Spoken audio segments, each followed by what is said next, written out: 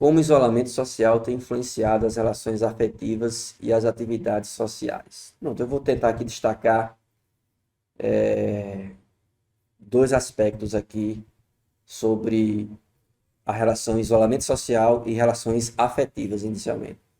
Então, assim, os filhos que têm pais idosos, eles sofreram muito, porque como boa parte dos idosos tem, de uma forma ou de outra, comorbidades, e isso fez com que os filhos se distanciassem fisicamente, né, com medo de contaminá-los. E isso produziu, né, muita dor emocional nos pais. Então, é só se colocar, né, na situação de pais idosos que têm medo de ver seus filhos e os filhos que têm medo de ver seus pais, de visitá-los por causa dessa doença. Então, primeira relação afetiva, a gente pode destacar esse aspecto de dor. Mas outro aspecto que eu quero falar diz respeito ao tempo que o casal teve, dispôs para dedicar um ao outro.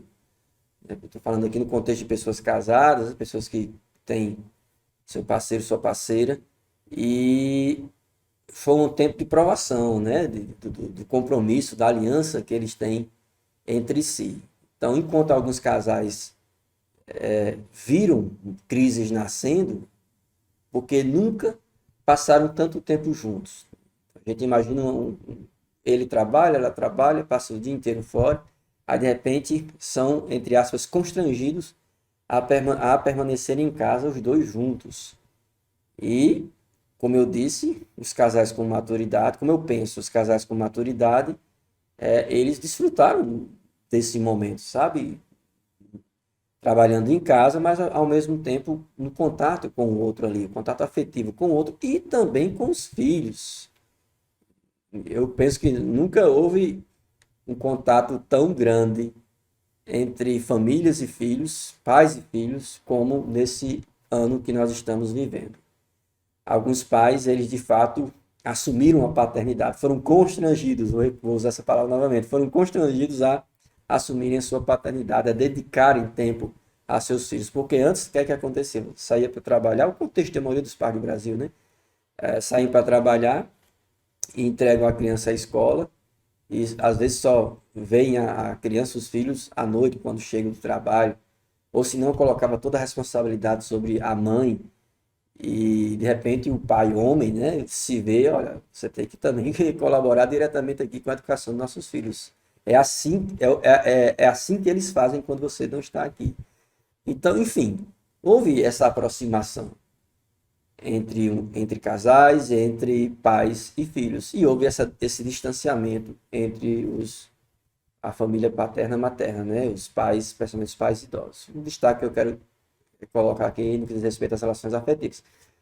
Sobre as atividades sociais, a gente percebeu, claro, né, o fracasso no comércio. Então, muitas pessoas realmente viveram essa crise econômica, as atividades foram interrompidas, e inclusive atividades de lazer, né, uma lanchonete, um restaurante, um jogo de futebol, enfim, houve esse distanciamento também nas atividades sociais.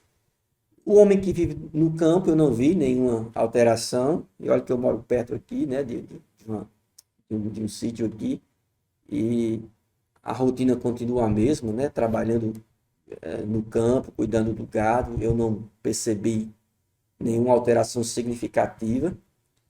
Enfim, então foi minhas primeiras considerações sobre essa questão, né? Sobre como o isolamento social tem influenciado as relações afetivas e atividades sociais.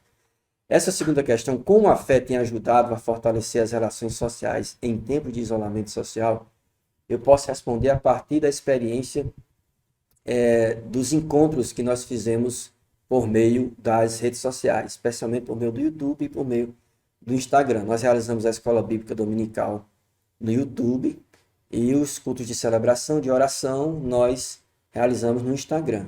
E esses momentos, e esses encontros virtuais, eles se viram para que nós abríssemos nosso coração sobre os anseios, sobre a nossa preocupação com parentes que contraíram o vírus, Então, a fé, ela fez com que nós uníssemos forças afetivas, emocionais, de pensamento, e esses momentos, sabe, que nós vivemos aqui na Igreja Batista de Alexandria, eles contribuíram para que nós não caíssemos numa depressão ou no desespero, né? Porque existem muitos discursos apocalípticos quando existe esse tipo de movimento mundial como uma pandemia. Mas não, a fé nos ajudou a, a não nos sentirmos sozinhos, porque como nós nos identificamos como membros de uma mesma congregação, de um mesmo grupo social, uma comunidade de afeto, pessoas que se gostam, pessoas que se preocupam umas com as outras. Então, esse contato, mesmo que virtual, mesmo que através de telas, nos fortaleceu, nos fez passar todo esse período, está nos fazendo passar, viver todo esse período com serenidade, com tranquilidade. E só um destaque aqui que vale mencionar que a comunidade de fé também ajudou no que diz respeito a questões sociais, né? Distribuição de cestas básicas, contribuição para medicamentos, enfim, essa vida integrada que nós temos aqui na igreja faz com que a gente resista a essas tempestades que a vida nos impõe. E não só essa pandemia, mas tantas outras tempestades. E, por fim, a terceira questão, como a fé pode ajudar a superar o medo e a ansiedade com o surgimento do vírus? Assim, nós cremos em um Deus soberano, nós assumimos a nossa dependência de Deus, nada que acontece no mundo está alheio aos olhos de Deus, mesmo que a gente não compreenda todas as coisas que acontecem no mundo, todas as coisas que nós julgamos como ruins, mesmo assim, nós descansamos nesse Deus poderoso. Por quê? Porque ao longo de nossa vida, nós já temos desfrutado desse agir de Deus nos detalhes da vida. Então, é uma questão de fé, é uma questão de crença, é uma questão também de experiência espiritual. E nem todos vivem as mesmas experiências. Eu falo como cristão, eu falo como alguém que acredita no Deus das Escrituras.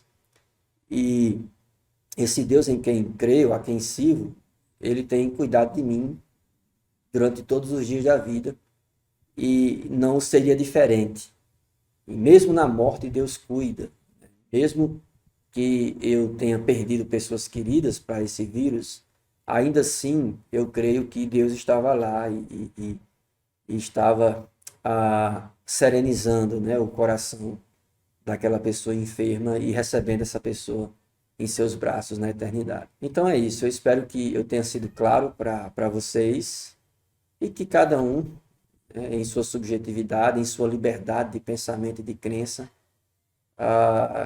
decida crer ou não crer, mas sabendo que as nossas decisões com relação a Deus trazem consequências, tanto para essa dimensão aqui, como também para a eternidade. Então, obrigado, Deus abençoe.